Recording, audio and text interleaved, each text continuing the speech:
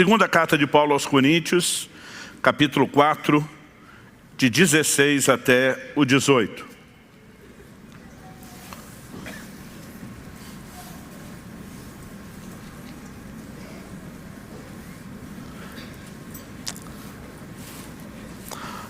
A palavra de Deus diz assim: por isso não desanimamos, pelo contrário, mesmo que o nosso homem exterior se corrompa, contudo, o nosso homem interior se renova de dia em dia.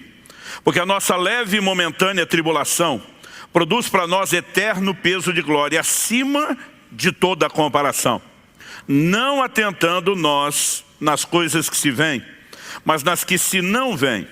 Porque as que se veem são temporais, e as que se não veem são eternas. Meu Deus, suplicamos graça e favor do alto, a liderança, a ação e aplicação do Teu Espírito. Oramos, ó Deus, que a Tua palavra estimule não apenas a razão, o intelecto, ainda que seja necessário luz e entendimento nessa área. Clamamos por mais do que isso.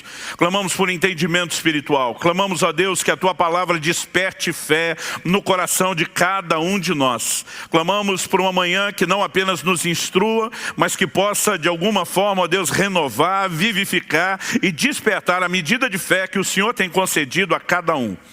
E desde já, nós queremos te agradecer tudo aquilo que o Senhor fará dentro de cada um de nós, em nome de Jesus. Amém. Amém. Bom, o apóstolo Paulo começa nesse versículo 16 fazendo uma afirmação para lá de ousada. Ele diz: por isso não desanimamos. O ser humano, ele tem uma estrutura emocional e como tal, está sujeito ao desânimo. A Bíblia fala, por exemplo, a respeito de Elias, que era homem semelhante a nós. Em outras palavras, farinha do mesmo saco. Gente que oscilava nas suas emoções, porque essa é a estrutura natural do ser humano. Isso não significa, no entanto, que eu e você precisamos viver só dessa forma. Um dia um irmão me perguntou: mas pastor, é possível alguém chegar ao ponto de se tornar indesanimável? Falei: é o que Paulo está dizendo, não desanimamos.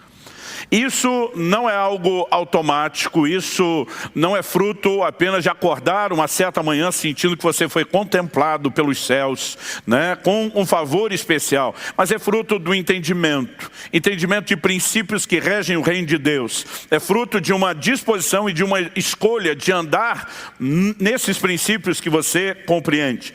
Então, o apóstolo Paulo não só diz não desanimamos, como ele diz pelo contrário. O que é o contrário de desanimar?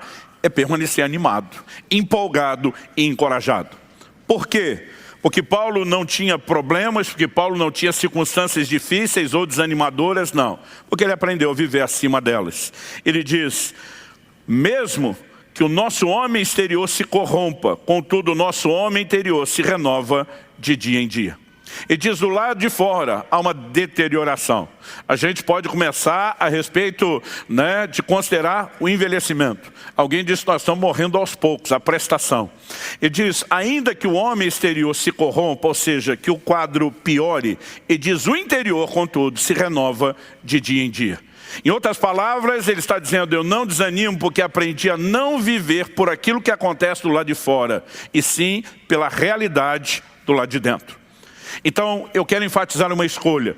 No verso 17 diz: porque nossa leve e momentânea tribulação produz para nós eterno peso de glória, acima de toda comparação. Quando ele trata a tribulação de leve, de momentânea, ele está dizendo que há uma glória que pesa muito mais. Ou seja, ele colocou os seus olhos numa outra direção, que fica evidente no verso 18. Quando ele diz: não atentando nós nas coisas que se veem, mas nas que se não veem, porque as que se veem são temporais, as que se não veem são eternas. A questão que eu quero tratar como a chave de não desanimar tem a ver com onde você coloca os seus olhos. Aonde está a sua atenção? Essa palavra traduzida aqui, atentando, quando ele diz não atentando nós, do grego scopeu, ela significa não apenas olhar, mas ela tem o sentido de observar, de contemplar. É um olhar mais fixado. Uma das possíveis traduções é fixar os olhos. E foi assim que a NVI, a Nova Versão Internacional, traduziu esse texto. Assim fixamos os olhos, não naquilo que se vê, mas no que não se vê.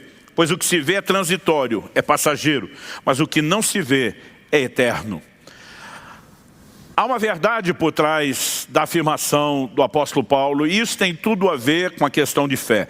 Aliás, nós começamos a ler no versículo 16, mas no versículo 13, um pouquinho antes, o escritor diz: tendo, porém, o mesmo espírito da fé, como está escrito, eu criei, por isso é que falei, também nós cremos, por isso também falamos. Nesse contexto de fé, eu e você precisamos aprender a natureza da operação da fé. Eu quero recapitular o que eu tenho falado aqui domingo após domingo, que a importância da fé não diz respeito apenas à conversão. É lógico que Efésios capítulo 2, verso 8 diz: pela graça sois salvos mediante a fé. Mas você não entra no reino apenas pela fé, você permanece usando fé. Você deveria crescer através da sua fé. O apóstolo Paulo diz em Romanos 1,17 que a justiça de Deus se revela no evangelho de fé em fé. Então ele cita Abacuque 2,4, como está escrito: o justo viverá da sua fé.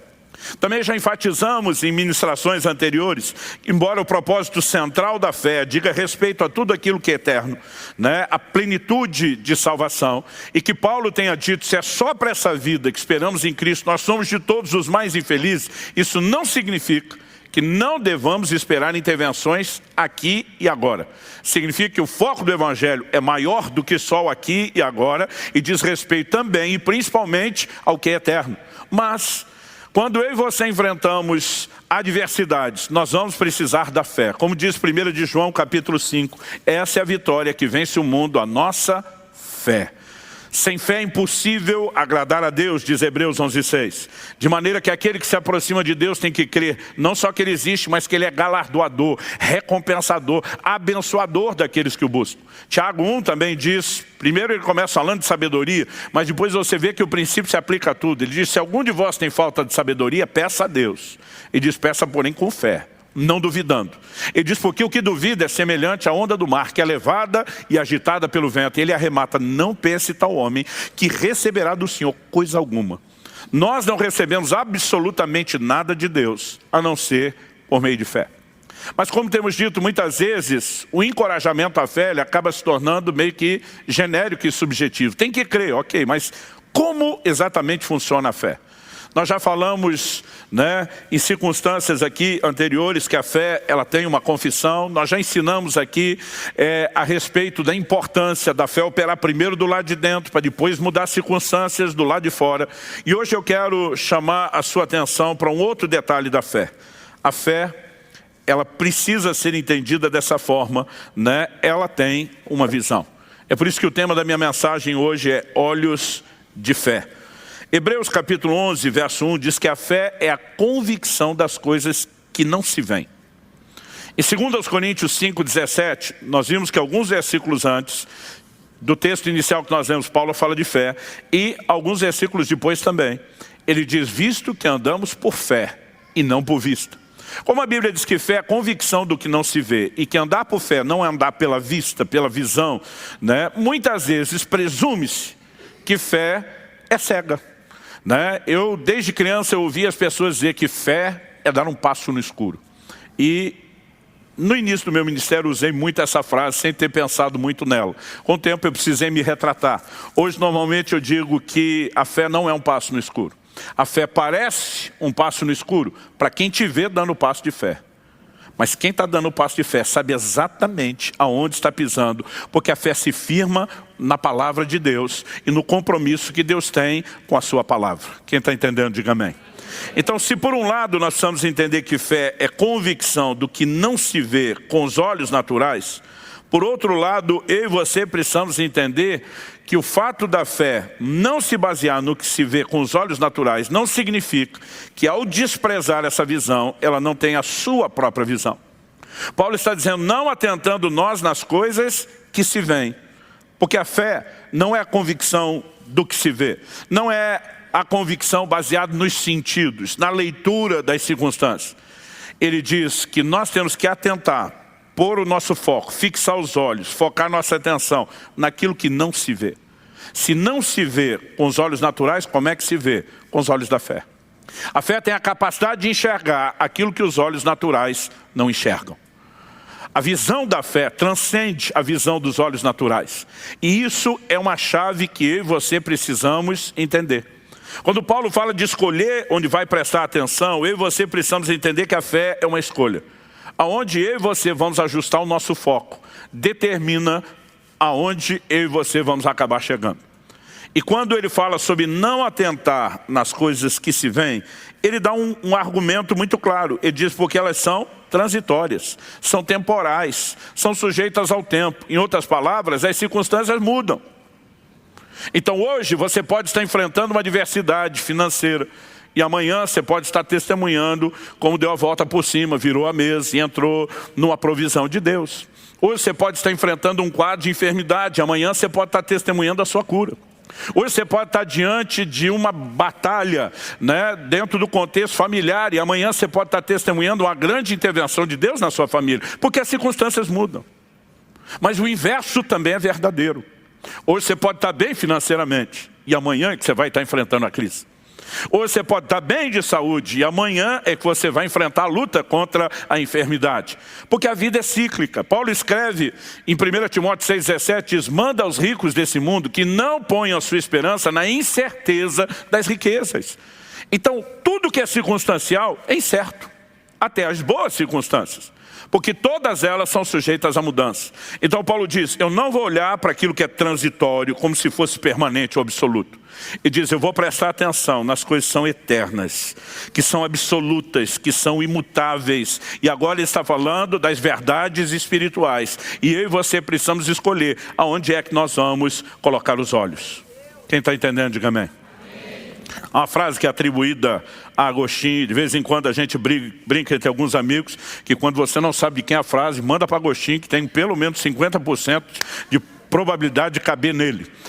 Mas ele teria dito, a fé consiste em acreditar no que não vemos, e como recompensa, ver aquilo que cremos. Basicamente, ao olhar para as Escrituras, eu preciso reconhecer que a fé, ela obviamente é definida, apresentada dessa forma, como a convicção do que não se vê. Mas como contraponto, nós precisamos também ensinar outro aspecto, que a fé tem a própria visão.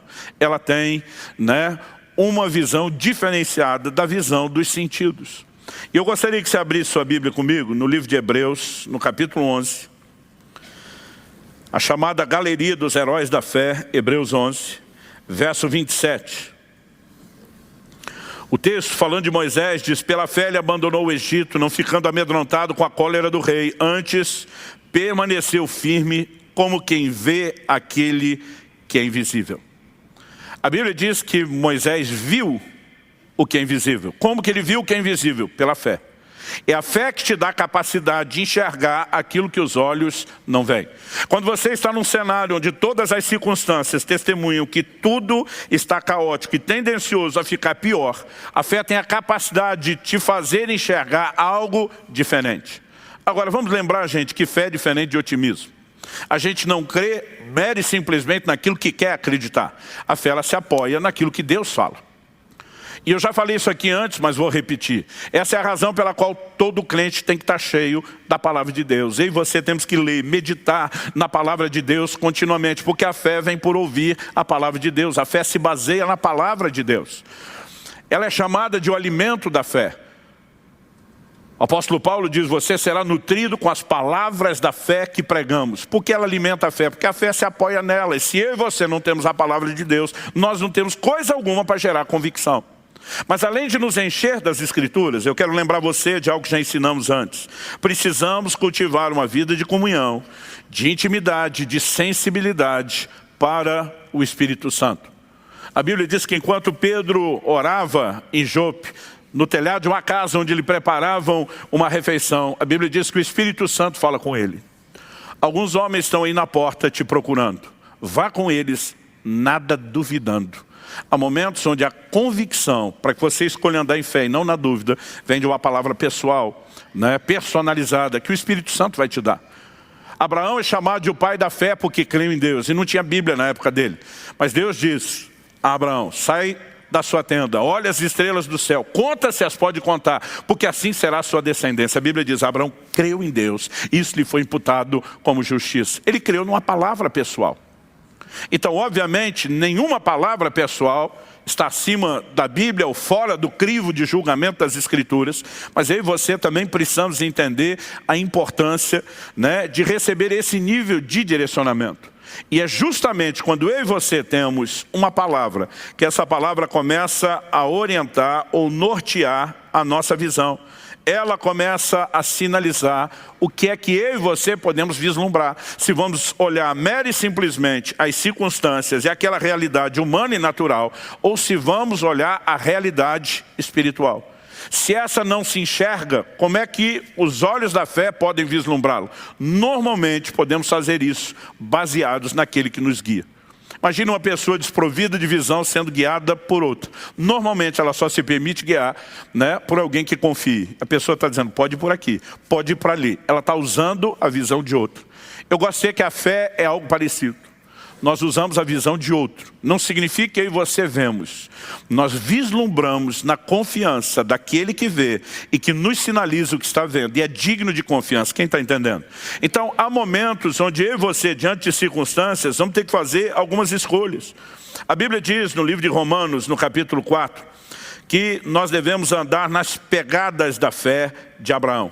O versículo 12 diz isso, fala daqueles que andam nas pisadas ou pegadas da fé que teve Abraão, nosso pai. Quando chega no verso 17, a Bíblia diz que Abraão creu no Deus que vivifica os mortos e chama à existência as coisas que não existem. O verso 18 diz que Abraão, esperando contra a esperança, creu para vir a ser pai de multidões, segundo lhe fora dito, assim será a tua descendência. De novo, segundo lhe fora dito, porque a fé se apoia na palavra de Deus. Mas olha comigo os versículos 19 a 21 de Romanos 4. A Bíblia diz assim, sem enfraquecer na fé, embora levasse em conta o seu próprio corpo amortecido, sendo já de 100 anos, e a idade avançada de Sara, não duvidou por incredulidade da promessa de Deus, mas pela fé se fortaleceu, dando glória a Deus. Verso 21, estando plenamente convicto de que ele era poderoso para cumprir o que prometera. Algo que eu e você precisamos entender. A Bíblia diz que Abraão considerou o seu corpo adormecido. Ele diz, já estou envelhecido. Não tenho condições humanas, fisiológicas, naturais de gerar um filho. Aliás, até antes de chegar a esse estado, sua mulher já estava na condição de esterilidade e nunca antes puderam gerar um filho. Mas nesse momento, ele precisa fazer uma escolha. Ele considera a realidade do seu corpo e diz, isso é verdadeiro. Porém, muito mais verdadeiro é a palavra que Deus está me dando. E ela tem o poder de mudar as realidades naturais. Então a Bíblia diz que ele não se deixou levar pela incredulidade, ele não enfraqueceu na fé. A Bíblia diz, pelo contrário, ele se fortaleceu, dando glória a Deus. Dando glória a Deus pelo quê? Pelo resultado final. Ele começa a colocar os olhos. Eu imagino Abraão dizendo, o Senhor prometeu que eu seria pai de nações, mesmo quando eu não tenho filho nenhum. E eu sei que a tua palavra é digna de confiança. Então eu quero te louvar pelo resultado. Eu quero te agradecer por essa paternidade. Eu quero bendizer o nome do Senhor, porque eu vou experimentar isso enquanto dava glória a Deus, vislumbrando o resultado final, o cumprimento, a materialização da promessa, usando os olhos da fé, não das circunstâncias. A Bíblia diz, sua fé foi se fortalecendo, até que o milagre finalmente se manifestou. Quando eu olho para as Escrituras, sempre o quadro que se repete quando falamos a respeito, tanto dos que conseguiram exercer fé, como dos que falharam agindo em incredulidade, o cenário é o mesmo. Diz respeito aonde você coloca os olhos. Enquanto Pedro estava olhando para Jesus na hora da tempestade, ele teve fé para andar sobre as águas. Quando ele tira os olhos de Jesus e põe os olhos na força do vento, no tamanho das ondas, ele começa a abortar o processo de fé. Nós já citamos nas mensagens anteriores aqui o exemplo de Josué e Caleb versus o resto de uma geração. O resto de uma geração que Hebreus 3,19 diz, não puderam entrar na terra prometida por causa da incredulidade. Como a Bíblia define incredulidade? Deus tinha dito, vou dar a vocês a terra. Eles olham a terra, diz, a terra é boa, é o que Deus prometeu, mas tem gigantes. Esses gigantes habitam em cidades fortificadas. As cidades fortificadas estão, né, no alto dos montes. E eles começam a permitir que a circunstância, aquilo que eles estão vendo com os olhos naturais, ditem o resultado final, em vez de colocar os olhos no que Deus falou. Os únicos dois que entraram, e se o resto da geração não entrou por incredulidade, presume-se obviamente que os únicos dois que entraram, que são Josué e Caleb, entraram por fé. o oposto à incredulidade, eles tiveram uma atitude diferente. Nós já vimos que Números 14 diz que ele se posiciona e diz: e daí que a terra tem gigantes, e daí que os caras são grandes, e daí que eles estão em cidades fortificadas, e daí que as cidades estão no alto dos montes. Eles começam a dizer: ausentou-se deles a sua segurança, o Senhor está conosco, nós não vamos temê-los, nós vamos devorá-los como pão. O posicionamento deles é: nós temos uma palavra de Deus, quem está bem na fita é a gente, e não eles. Ou seja, eles estão enxergando através de uma outra lente. O que é que eles estão enxergando? Não mais as circunstâncias. A fé tem a capacidade de enxergar além das circunstâncias e ver a materialização da promessa. Então, olhos de fé, na verdade, nos permitem enxergar não mere e simplesmente o que queremos, mas nos permite vislumbrar aquilo que Deus está sinalizando. Porque fé é convicção, e a convicção se apoia naquilo que Deus tem falado, naquilo que Deus tem declarado. Quem está entendendo, diga amém.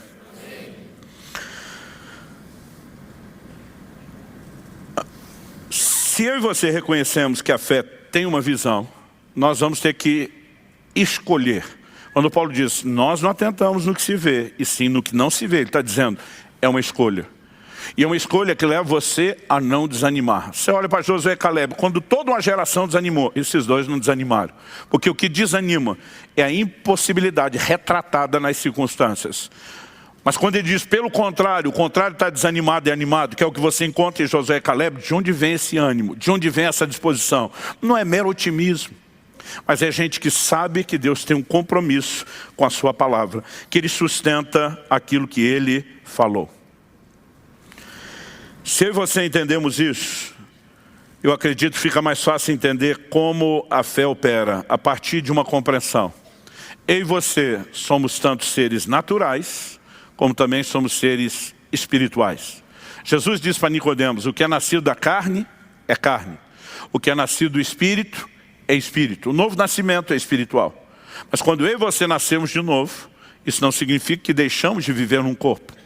Então agora nós lidamos com duas dimensões que são completamente diferentes. Nós lidamos com a dimensão natural e nós lidamos com a dimensão espiritual. O livro de Hebreus afirma, se você puder me acompanhe, em Hebreus capítulo 11, versículo 3.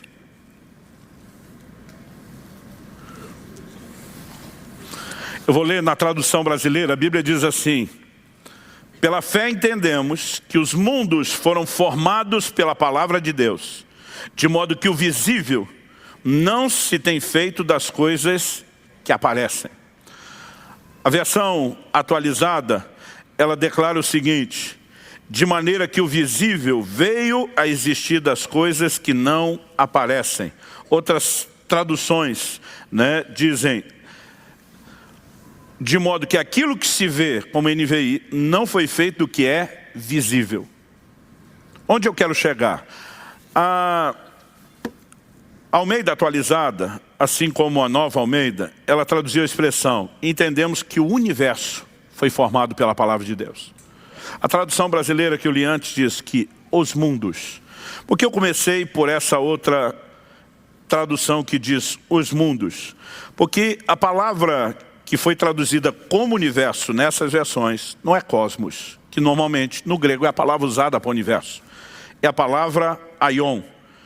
E muitas vezes ela dá essa ideia de mundos, dimensões. Ele está dizendo de maneira que o que se vê, mundo natural, veio a existir a partir daquilo que não se vê, mundo espiritual. Então, eu e você precisamos entender que não apenas o que se vê, mas até aquilo que não se vê, tudo foi criado por Deus e por meio da sua palavra. Só que a Bíblia diz que o que se vê veio a existir a partir do que não se vê. Ou seja, o mundo invisível, aos olhos naturais, já existia antes do mundo visível ser criado. Portanto, eu e você precisamos entender que apesar dos nossos sentidos perceberem só esse mundo, isso não significa que o mundo invisível não seja real. Ele é tão real quanto, e se a gente tiver que criar alguma distinção que seja mais, porque o mundo visível veio existir a partir desse. Foi esse, o invisível, que deu origem ao mundo visível. Quando eu e você reconhecemos que há duas dimensões, e que eu e você somos seres que relacionamos com as duas, a próxima verdade a ser entendido é que cada dimensão, ela tem a sua própria realidade. Olha o que diz, segundo o livro de Reis, capítulo 6. Eu vou ler do verso 15 ao 17, mas enquanto você abre aí a sua Bíblia para acompanhar a leitura, eu queria dar o pano de fundo. A Bíblia relata que o rei da Síria, que estava em guerra contra Israel, ele armou várias vezes emboscadas contra o rei de Israel e o seu exército. Mas a Bíblia diz que todas as vezes Eliseu ia advertir o rei de Israel: não passe por tal e tal lugar, porque o rei da Síria tem uma emboscada para você. O rei de Israel, além de evitar passar pelo lugar, mandava conferir e descobria que era verdade. Foram tantas emboscadas frustradas, a Bíblia diz que isso não aconteceu nenhuma nem duas, ou seja, várias vezes, que o rei da Síria reúne a sua cúpula militar para tentar descobrir quem é o delator, quem que estava vazando os planos. Os caras, morrendo de medo da acusação de traição, falam para o rei da Síria: não, não, meu senhor, é que lá em Israel tem um profeta que ele sabe as palavras que você fala no seu quarto de dormir. Ele é o cara que está estragando tudo. Aí o rei da Síria diz: o problema é um homem. Quem é o homem? É um tal de Eliseu. Ele diz: descubra onde está. A informação chega para o rei da Síria. Está numa cidadezinha chamada Dotã. A Bíblia diz que o rei da Síria mandou um exército inteiro, não para conquistar a cidade, mas para prender Eliseu, para eliminar a ameaça. É esse o contexto que vai ser descrito agora. Verso 15. Tendo se levantado muito cedo o moço do homem de Deus e saído, eis que tropas, cavalos e carros haviam cercado a cidade. Então o seu moço lhe disse: ai, meu senhor, o que faremos? Eu fico na minha cabeça imaginando o garoto, o discípulo do profeta, levantando cedo para pegar o pãozinho na padaria.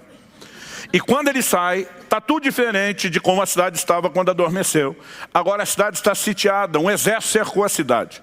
Eu não sei se a essa altura o moço já sabe que o alvo é Eliseu e quem está com ele. Ou se ele imagina que o problema é de todos. Mas ele fica desesperado por aquilo que ele está vendo, por uma realidade que é natural. E ele vem falar com Eliseu de um jeito muito parecido que muita gente nos procura quando vem pedir oração. Ah, e agora? O que é que nós vamos fazer? Olha o que diz o verso 16. Eliseu falando, ele respondeu: não temas, porque mais são os que estão conosco do que os que estão com eles. Não temas, lembra do que nós já falamos antes, que quase sempre na hora da fé, a Bíblia primeiro vai falar de você gerenciar as coisas do lado de dentro, antes de vivenciar resultados do lado de fora. Mas ele faz uma afirmação que na perspectiva humana, natural, não bate.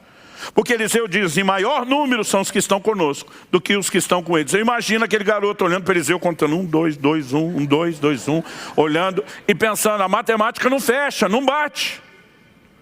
Agora Eliseu vê que esse menino está preso no natural, e ninguém que anda em fé pode estar preso àquilo que é natural.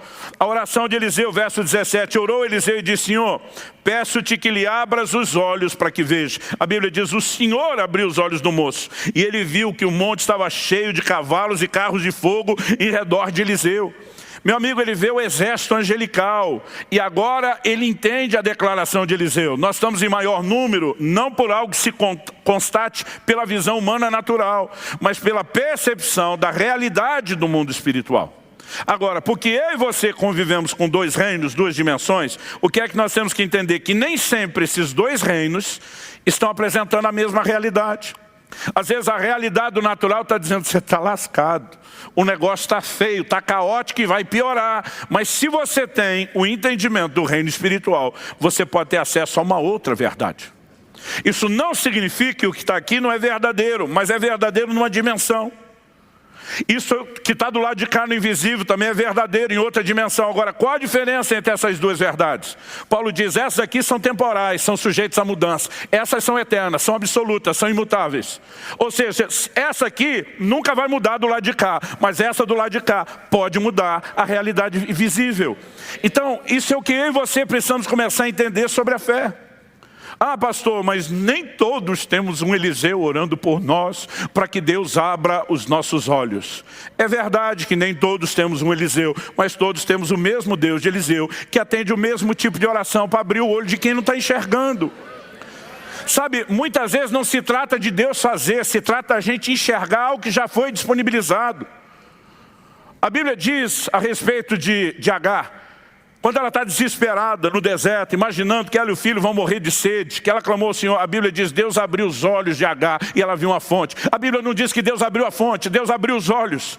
Muitas vezes a provisão já está à minha e à sua frente, o que nós precisamos é enxergar. Porque quem atenta só naquilo que o olho natural está vendo, ele vai ser guiado por aquilo que ele está enxergando. Mas quem consegue enxergar o que o olho natural não vê, e aqui eu e você precisamos do quê?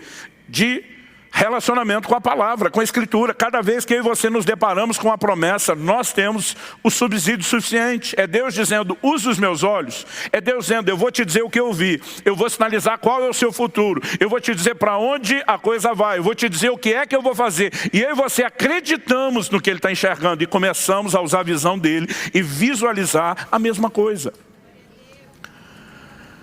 Se eu e você começamos a entender esse tipo de verdade que guia a fé, que a fé, ela na verdade vai nos levar a lidar com dois reinos, duas realidades, então nós vamos entender, deixa eu tentar ilustrar isso, usando a linguagem mais contemporânea. Vamos apelar para os filmes de ficção científica. Tenta imaginar que a fé é uma espécie de portal entre os dois mundos, mundo natural e mundo espiritual. Então eu e você estamos diante de uma realidade. Isso aqui não é mentira. Eu às vezes vejo uns pregadores de fé empolgados e digo, essa enfermidade no seu corpo é mentira. Minha vontade de dizer mentira porque não é o seu corpo que está doendo. Está doendo de verdade, não é uma mentira. É uma realidade, mas é uma realidade transitória que pode ser mudada.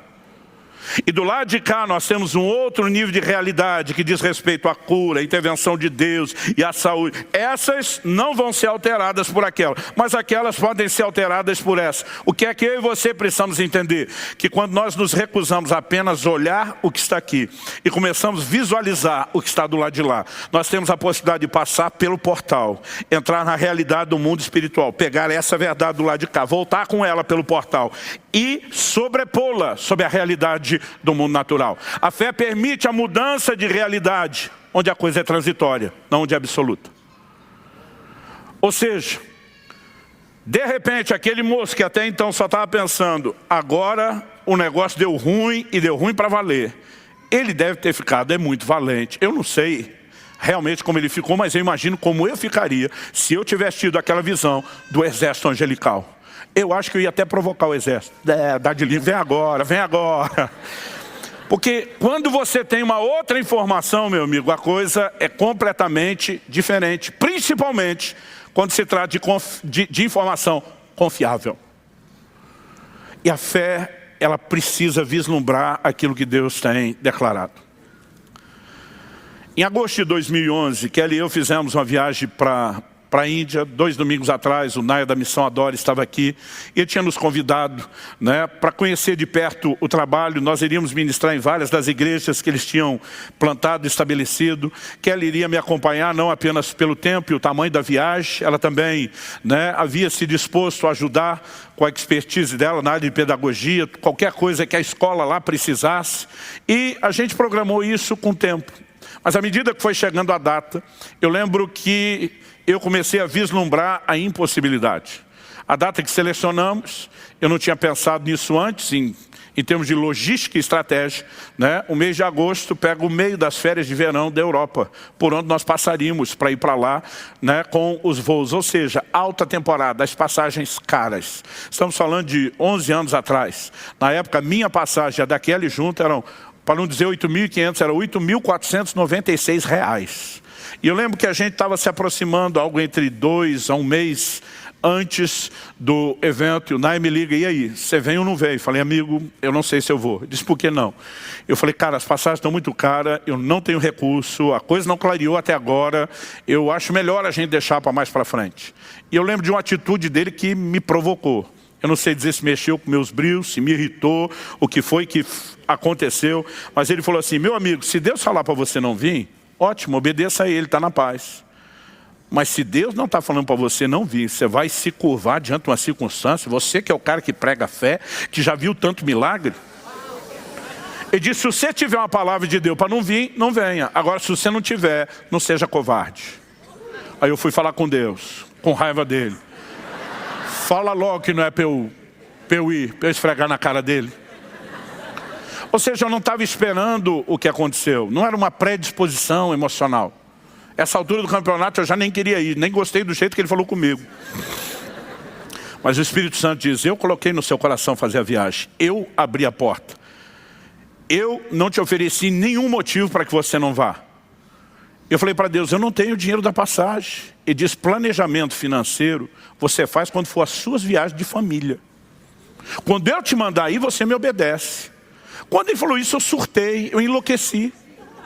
Eu na hora falei, valeu. Passei a mão no telefone, liguei para a agência que tinha feito os orçamentos. Falei, emite as passagens no cartão. Quer que parcela à vista? Manda para o vencimento. Falei para Deus, agora o problema é seu. Eu falei, tem mais, eu não vou te ajudar. Eu falei, eu poderia ir num culto, abrir o projeto com a igreja, pedir ajuda. Eu sei que muitos irmãos nos ajudariam. Eu falei, agora eu não conto é para ninguém. Se eu puder, eu te dificulto e te atrapalho. Porque eu estava assim, enlouquecido por uma atitude de fé. Eu ainda lembro o dia que eu dei o telefonema. Uma sexta-feira 13. Eu estou tentando lembrar se era de junho ou julho. Era um pouco antes, a viagem seria em agosto. E eu lembro que uma semana depois, sexta-feira do dia 20, eu fui pregar numa outra cidade, num outro estado. No final do culto, um irmão me procura, falou, pastor, eu não sou dessa cidade, apesar de ser do estado. Eu vim algumas horas de distância, porque queria te ouvir pregar, eu te acompanho pela internet. Ele falou, enquanto eu estava agradecendo a Deus aqui pela sua vida, o seu ministério, tanto o Senhor me abençoou no culto, o Espírito Santo falou comigo que eu tenho que te ajudar numa viagem que o Senhor vai fazer. Ele falou, tem alguma viagem que o Senhor vai fazer que precisa de ajuda? Eu falei, não preciso de ajuda nenhuma. Deus cuida de tudo o que Ele me manda fazer. Ele falou, pastor, ok, vamos mudar a palavra ajuda. O Senhor vai fazer alguma viagem que a ajuda que Deus já providenciou ainda não chegou? Eu falei, tem uma. Ele falou, o senhor pode me passar um número de conta? Eu não vim com recurso, não estava esperando isso. Falei, claro, irmão, anota aí. Passei o número de conta para ele, era sexta-noite. Preguei a sexta e o sábado, vim o sábado à noite, ministrei os cultos de domingo na igreja. Na segunda de manhã, meu hábito, antes do almoço, eu sempre gastava um tempo para organizar as finanças e acessei a conta bancária, estou checando o extrato, a movimentação, e eu levei um susto. Porque havia entrado um crédito, uma transferência de R$ 8.490. Lembra que as passagens eram 8.496. Eu comecei a rir. Kelly, preparando o almoço, falou, o que é que você está rindo? Falei, amor, sabe os 8.496 da viagem? Eu tinha contado a história para ela que eu tinha mandado emitir. Ela falou, sei. Falei, alguém fez uma transferência de 8.490. Nós só vamos pagar R$6. Quando eu falo isso, meus filhos estavam chegando da escola e o Israel, o mais velho, ouviu. Falou, não pai, R$6 deixa comigo. Ele tirou dinheiro do lanche. Falou, eu oferto para o senhor. Eu falei, filho, não faz isso. Oferta só 5 para o papai, deixa o papai pagar 1, para dizer que eu tive alguma participação nessa viagem. E a gente estava brincando com isso, né? Eu já tinha checado o código do depósito, que a agência era daquela cidade, daquela pessoa que não conhecia ninguém lá. Então eu imaginei que tinha sido aquela pessoa. A gente estava brincando ainda com o assunto, o telefone toca. Eu atendo, era o irmão que fez o depósito. Falou, pastor, desculpa te ligar, eu só queria saber, o senhor já checou a conta? Eu falei, já. Ele falou, bom, se o senhor já viu que o crédito entrou, só me satisfaça a minha curiosidade. Ele perguntou assim, acertei o valor? O valor das suas passagens? Eu falei, olha, na verdade você errou por pouco. Ele falou, quanto eram as passagens? Eu falei, 8.496, você mandou 8.490. Ele falou, é que Deus me disse que não chegava em 8.500. Então arredondei para 8.490. Eu falei, a próxima arredonda para 8.499. Aí tu não é, estava só brincando com ele. Ele falou, pastor, o povo da cidade onde o senhor foi vender os livros deve ter te informado que alguém deixou R$10 do troco de oferta. Eu falei, informaram. Ele disse, fui eu, minha margem de erro estava nos 10. Ele falou, na verdade não arredondei para 8.499, arredondei para 8.500. Preferi que o senhor ficasse com a sobra do que faltasse alguma coisa. Eu falei para meu filho, toma os 5 de volta. Sabe, quando você tem uma palavra de Deus... Então, antes de ter a palavra de Deus, eu não queria nem saber de fazer a viagem. Eu não estou querendo te dizer, querido, que toda hora que me dá na telha viajar, eu sou o cara que vai lá viver milagre. Eu orei 19 anos antes de Deus me dar a minha primeira ida a Israel. Eu dizia para Deus, me dê a viagem. Não me dê o dinheiro, me dê a viagem. Se o Senhor der o dinheiro, vai para missões. Então, dê a viagem. Mas não tinha pressa, não tinha um propósito, não tinha uma palavra. Dizia assim, em algum momento na vida, eu quero. E levou 19 anos para essa oração ser respondida. Mas quando Deus me diz, você vai nessa viagem que eu estou mandando, a conversa muda. Aí a fé, ela se apoia no quê?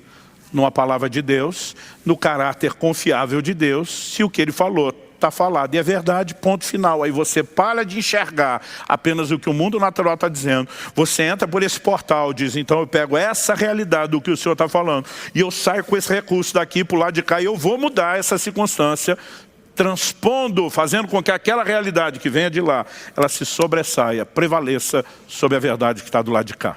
Quem está entendendo? Então, isso também não significa que quando eu e você escolhemos agir em fé, que tudo seja instantâneo. Essa experiência, ela durou uma semana. E eu creio que ela tinha muito a ver com a natureza do tempo da viagem e com o prazo de vencimento do meu cartão. Mas muitas vezes eu e você vamos vislumbrar outra realidade, vamos decidir crer nela, e nem sempre essa transposição de uma verdade sobre a outra é tão rápido. Você vai ver gente na Bíblia, como o próprio Abraão, que é mencionado, né, agindo dessa forma, que levou anos até ver o cumprimento da promessa. Na verdade, eu acho interessante que em Josué, no capítulo 3, Deus dá uma orientação para quando eles vão atravessar o Jordão. Deus começa a anunciar a Josué o milagre que faria. E Deus diz em Josué capítulo 3, verso 8, tu, pois, ordenarás aos sacerdotes que levam a arca da aliança, dizendo, ao chegardes à borda das águas do Jordão, parareis aí. No verso 13, Deus diz, porque há de acontecer que, assim que as plantas dos pés dos sacerdotes que levam a arca do Senhor, o Senhor de toda a terra, pousem nas águas do Jordão, serão elas cortadas, a saber, as que vêm de cima se amontoarão, o resto vai embora. Deus diz, assim que botar a planta, eu fico imaginando a ansiedade dos sacerdotes que estão indo à frente, temerosos não apenas pela sua vida. A Bíblia diz que era a época da cheia, o Jordão transbordava pelas ribanceiras, mas eles estão carregando o objeto mais importante que a nação tem, que representa a presença de Deus. Mas Deus disse, assim que botar o pé, e eles botaram o pé, e Deus, na hora que eles botaram o pé, cortou as águas. Mas sabe qual é o problema? Deus não cortou as águas na frente deles. Quando você lê o texto bíblico, a Bíblia diz que Deus cortou as águas na cidade de Adã, aproximadamente 30 quilômetros acima do lugar onde ele estava. Foi lá que as águas se amontoaram. Ou seja, Deus cumpriu o que Ele disse na hora, só que eles não viram. Eles botaram o pé. Deus disse que ia cortar, mas a água ainda está aqui correndo. Nós não vimos nenhuma divisão. Mas à medida que esperavam, a água foi baixando até que secasse. Muitas vezes, essa transição da verdade do lado de cá para se transpor para o lado de cá não será instantânea. Mas eu e você precisamos escolher onde é que vamos atentar os olhos. Onde nós vamos fixar os olhos. Onde nós vamos botar atenção. Se Deus falou que ia cortar, cortou. Isso eu não estou vendo. Não sou guiado por aquilo que vejo. Visto que andamos por fé e não por vista. Se Ele falou, está falado. Ele faz do jeito que quiser. Eu só preciso acreditar no que Ele falou. Mais do que eu acredito no testemunho da vista dos olhos. Vamos mudar de exemplo bíblico. 1 Reis, capítulo 17, Elias está vivendo de sustento sobrenatural. Corvos trazem pão e carne pela manhã e também ao fim da tarde. Aí Deus fala para Elias assim, levanta-te, vá a Sarepta de Sidom, porque já ordenei a uma mulher viúva que te sustente. Já ordenei para mim, na conjugação passada, Deus está dizendo, está tudo combinado, ela inclusive está sabendo. Quando Elias chegar lá, a mulher não está sabendo de nada. Porque já ordenei, Deus está dizendo, eu dei a voz de comando, a realidade do reino espiritual já está pronta. Mas a mulher não sabe, o problema dela está desinformada, aqui está pronta. Já ordenei que ela sustente. Tanto que quando Elias encontra e vê que a mulher, além de não saber, não tem condições de sustentá-lo, o que ele entende? Então Deus primeiro vai fazer um milagre para ela, para depois o milagre dela transbordar para mim. Porque quem aprende a se mover por esse nível de realidade e não se dobra diante daquilo que os olhos naturais enxergam, usa os olhos de fé, consegue viver o sobrenatural. E eu e você vamos ter que lidar com circunstâncias assim o tempo todo.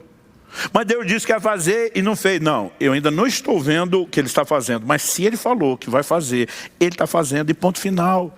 É uma escolha. Então Paulo está dizendo que a única forma de não desanimar diante das circunstâncias é não ser governado por elas.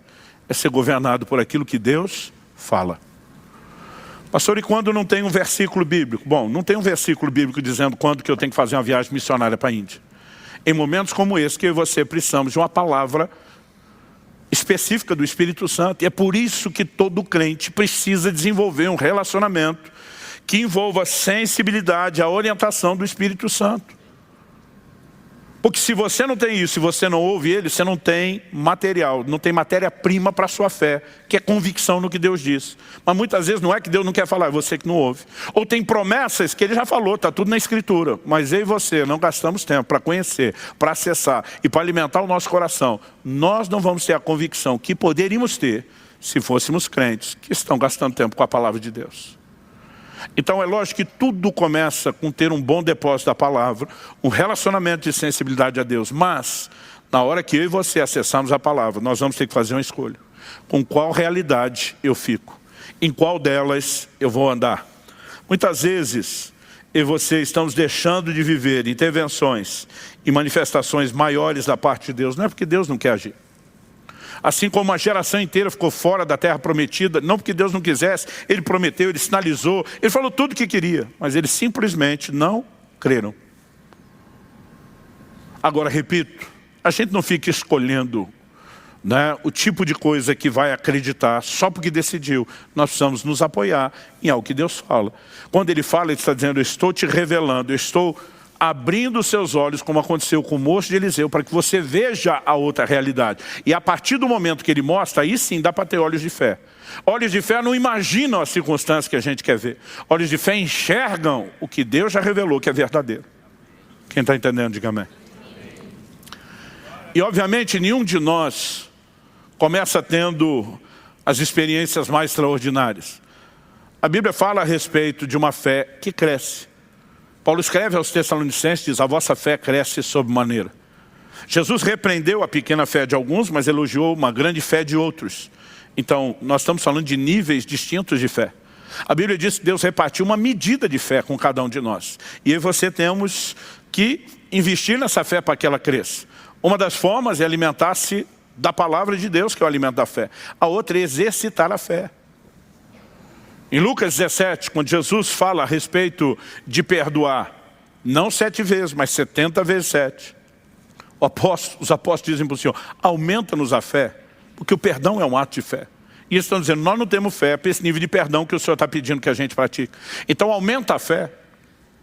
Alguém disse uma vez, ouvi um pregador dizendo, uma das formas de ver sua fé crescer é clamar para que ela cresça. Mas não é só clamar. Quando eles pediram, aumenta-nos a fé, Jesus respondeu, se tiverdes fé, como um grão de mostarda, e disserdes a este monte, ou essa moreira, né, transplanta-te para o mar, e não duvidar no coração. Normalmente, eu olho para algumas versões, eu acho que foi a NVI que traduziu isso de forma equivocada. Ela diz, se tiverdes fé do tamanho de um grão de mostarda. A expressão do tamanho não se encontra nos originais. Jesus só falou, se tiverdes fé como grão de mostarda. Vocês vão poder dizer essa moreira, desarraiga-te, planta-te no mar e vai ser assim com vocês. Não faria sentido Jesus uma hora criticar a fé pequena de alguns, outra hora elogiar a fé grande, mas depois dizer que uma fézinha do tamanhozinho, de um grãozinho de mostarda resolve tudo. Ué, se a fézinha resolve tudo, por que criticar quem tem pouca fé? Jesus nunca falou do tamanho da fé, ele falou de fé como semente. Os discípulos estão pedindo, aumenta. Ele diz, deixa eu explicar como funciona a multiplicação. Você pega uma sementezinha, que é a menor de todas, e planta. E quando você plantar e usar o que tem, você vai colher mais do que tinha quando plantou. Ele está dizendo que o uso, o exercício da fé, faz com que a sua fé cresça e se desenvolva. Então eu e você precisamos exercitando a fé dia após dia. Eu me lembro, a primeira vez que Deus me pediu o dinheiro da passagem que eu tinha num culto e eu tive que voltar a pé para casa. Aquilo exigiu de mim muita fé. Para a época, tudo que eu tinha. Mas à medida que o tempo passa e você vai exercitando, essa fé vai ganhando uma musculatura diferenciada. Há poucos anos atrás eu estava num grande evento de um outro ministério. E eu sabia que o organizador daquele evento levantava num dos dias uma oferta, né, para os projetos não só ministeriais, como também missionários e assistenciais que eles praticam. Eu pensei, vai ter de 6 a 7 mil pessoas lá. Eu falei, se cada um desse R$1.000, que deve ser uma oferta boa, dá uns 6 a 7 milhões, é dinheiro. Falei, vou fazer o meu melhor, né? E levei comigo um envelope com R$1.000, me preparei antes. Falei para Deus, quero dar uma boa oferta.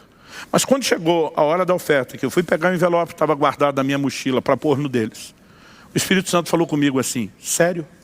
Só isso. E quando ele falou, sério, eu entendi sem nenhuma explicação, com tudo que eu tenho feito por você e te ensinado, é só isso que você vai fazer? Falei para Deus, eu acho que eu não sou louco para fazer mais, ainda mais se o Senhor me provoca. Já tinha escrito no envelope deles 1.000, peguei e aumentei um 0, 10.000.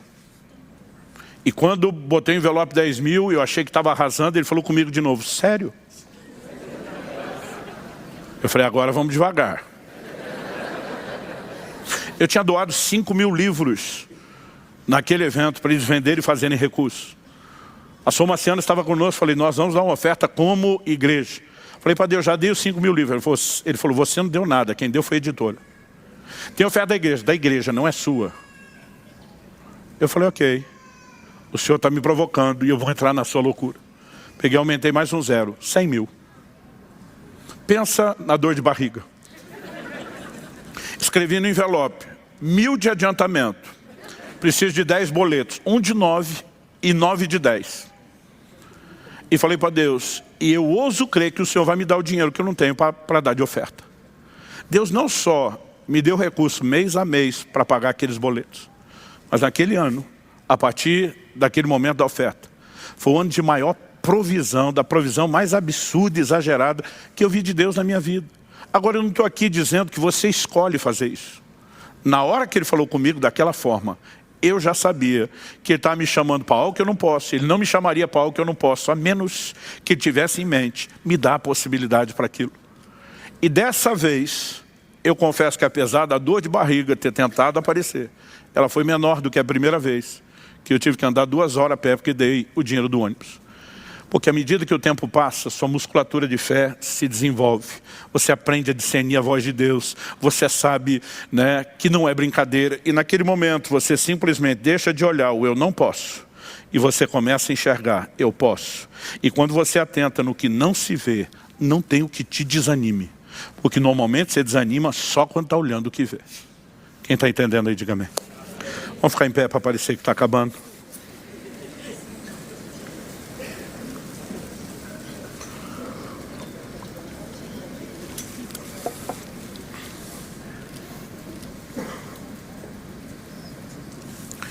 Eu prometi que durante todo o mês de junho eu ia pregar só sobre fé.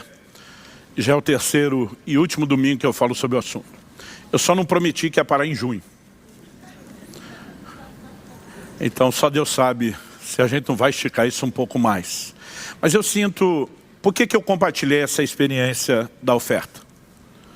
Naquele dia o Senhor falou ao meu coração e disse, muitas vezes você tem exercido fé apenas para a sua provisão pessoal.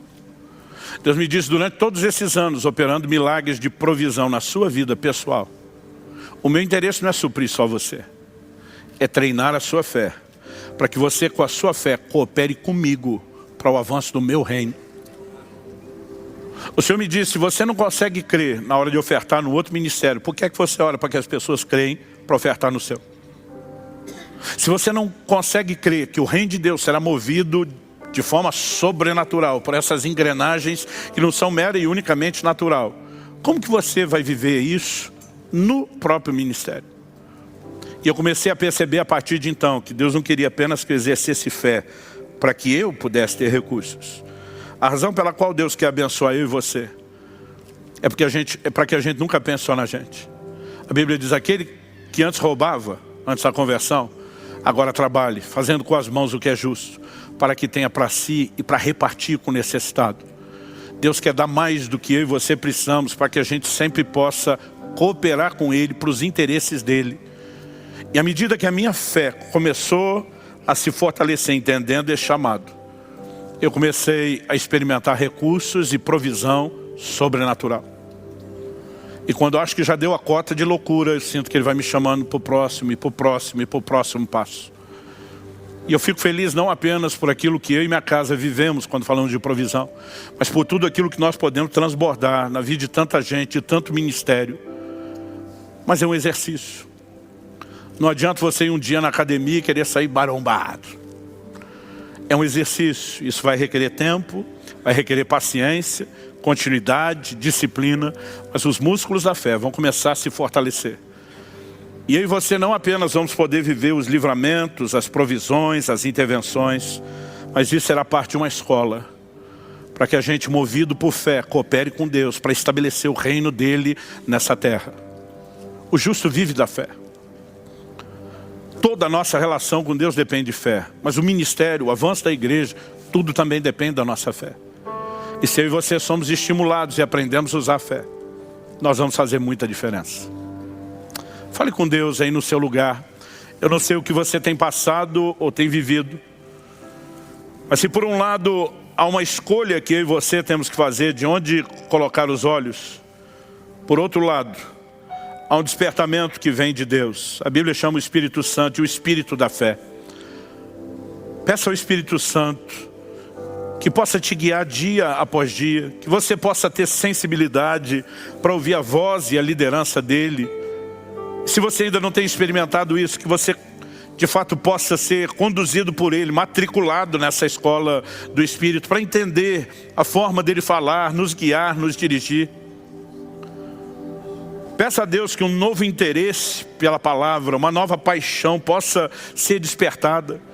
Que tudo aquilo que tem distraído você possa perder o efeito ou o controle sobre a sua vida, e que você possa ter um coração que se volte cada vez mais para a palavra. Ore por aquilo que Deus colocar no seu coração, mas muito mais do que orar apenas pela mudança de uma circunstância. Ore nesse momento para que Deus mude você. Que você tenha a capacidade de corresponder com a instrução bíblica e fazer as escolhas corretas para operar na fé da forma correta.